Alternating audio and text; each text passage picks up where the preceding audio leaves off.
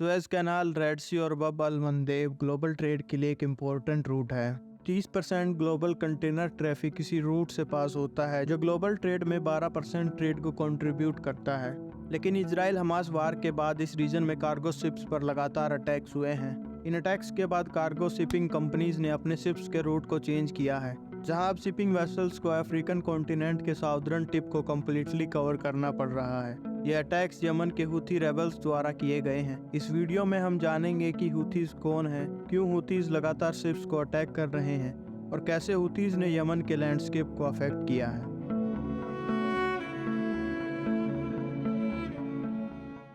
हुथीज को अंसार अल्लाह यानी supporters of God के नाम से जाना जाता है, जो एक शिया इस्लामिक पॉलिटिकल और मिलिट्री ऑर्गेनाइजेशन है। हुथीज नॉर्दर्न यमन के सादा प्रोविंस में रहने वाले जायदी हैं। जायदी जैद बिन अली के नाम से आया है, जो अली के ग्रैंडसन थे। जैद बिन अली जायदियों के बीच में एक पॉपुलर लीडर है, जिन्होंने करप्शन के खिलाफ अपनी आवाज उठाई थी। सियास के उलट जायदियों का मानना है कि केवल पैगंबर मोहम्मद के कजन और सन इन ला अली के वंशजों को ही इमाम के रूप में मुस्लिम कम्युनिटी को रूल करने का अधिकार है।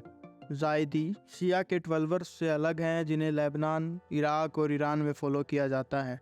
जायदियों ने यमन के नॉर्थर्न प्रोविंस में लगभग 1000 साल तक शासन किया, लेकिन 1962 में यमन सिविल वार के दौरान जब आखिरी इमाम अल बदर को सत्ता से हटाया गया, तब से लेकर अभी तक जायदियों ने अपने शासन और प्रभाव को वापस पाने के लिए संघर्ष किया है। जायदी यमन की कुल आबादी का 30 से 35% हिस्सा है। 1978 में अली अब्दुल्ला सालेह यमन के राष्ट्रपति बने, जो खुद एक जायदी थे।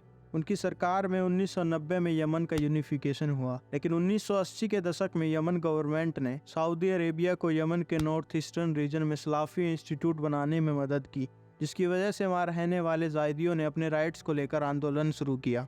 हुसैन अल हुती एक प्रमुख जायदी नेता थे, जो 1993 से लेकर 1997 तक संसद के सदस्य रहे। अल हुती राष्ट्रपति अली अब्दुल्ला सालेह के एक मजबूत क्रिटिक थे। उन्होंने सालेह की अमेरिका और इजराइल के साथ क्लोज रिलेशनशिप्स को काफ़ी क्रिटिसाइज किया था। सन 1992 में अल हुती ने सादा प्रोविंस में जायदिज्म को बढ़ावा देने के लिए बिलीविंग यूथ की स्थापना की। बाद में ये ग्रुप यमनी सरकार के वेस्ट के साथ बढ़ती नजदीकियों की आलोचना करने वाला एक राजनीतिक आंदोलन बन गया। शुरुआत में हुथी आंदोलन कार के भ्रष्टाचार के खिलाफ एक अहिंसक विरोध प्रदर्शन था, लेकिन गरीबी, बेरोजगारी और भेदभाव के चलते 2004 में सरकारी बलों के साथ सशस्त्र संघर्ष शुरू हुआ, जिसमें अल हुती की हत्या कर दी गई। अब्दुल मलिक अल हुती ग्रुप के आध्यात्मिक और राजनीतिक लीडर बने। हुथीज एक दशक से भी अधिक समय से यमन की सरकार के साथ संघर्ष कर रहे थे। ये संघर्ष 2010 में सरकार के साथ युद्ध विराम के समझौते के साथ खत्म हुआ, लेकिन एक साल बाद 2011 में अरब स्प्रिंग के कारण हुथी सालेह के खिलाफ विरोध प्रदर्शन में शामिल हो गए। हुथी आंदोलन अपने राइट्स की लड़ाई न रहकर अब केंद्र सरकार के विरोध में एक बड़ा आंदोलन बन गया। हुथीज ने खुद को अंसार अल्लाह यानी सपोर्टर्स ऑफ गॉड कहना शुरू कर दिया था। महीनों के विरोध प्रदर्शन के बाद राष्ट्रपति सालेह ने नवंबर 2011 में अपने डिप्टी मंसूर अल हादी को सत्ता सौंप दी, लेकिन हादी को यमन में बहुत कम समर्थन मिला और हुथीज ने नॉर्दर्न यमन में इस कमी का फ़ायदा उठाया। हुथीज ने सितंबर 2014 में यमन की राजधानी साना पर कब्जा कर लिया। राष्ट्रपति हादी ने सऊदी अरब और 9 अन्य सुन्नी देशों के साथ 26 मार्च 2015 को हुथीज के खिलाफ हवाई हमले शुरू किए, जिसे ऑपरेशन डिसाइसिव स्टॉर्म का नाम दिया गया।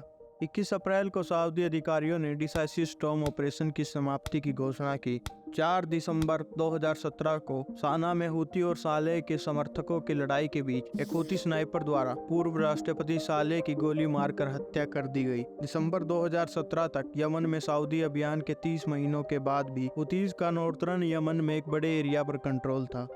इन वॉर्स की वजह से यमन में 10,000 से भी ज़्यादा लोग मारे गए और 20 लाख से भी ज़्यादा बच्चे कुपोषण का शिकार हुए। ये यमन के इतिहास में अब तक का सबसे बड़ा ह्यूमैनिटेरियन क्राइसिस है। 10 जनवरी 2021 को ट्रंप सरकार ने हुतीज को एक विदेशी आतंकवादी संगठन घोषित किया। ईरानी अधिकारियों ने हुतीज के मुद्दे का समर्थन किया है, और उन्होंने समूह की तुलना हिजबुल्लाह से की है और लगातार हुतीज को फाइनेंशियली सपोर्ट किया है। यही हुती ग्रुप इसराइल और हमास वार के बाद हमास को सपोर्ट करने के लिए इसराइल से लिंक कार्गो शिप्स पर लगातार अटैक्स कर रहे हैं, जिसके कारण शिप्स को अपने रूट को बदलना पड़ा है। नए रूट से शिपिंग जर्नी में 3500 नॉटिकल माइल्स की एक्स्ट्रा जर्नी ऐड हुई है, जिसकी वजह से शिपिंग टाइम और शिपिंग कॉस्ट दोनों में इजाफा हुआ है।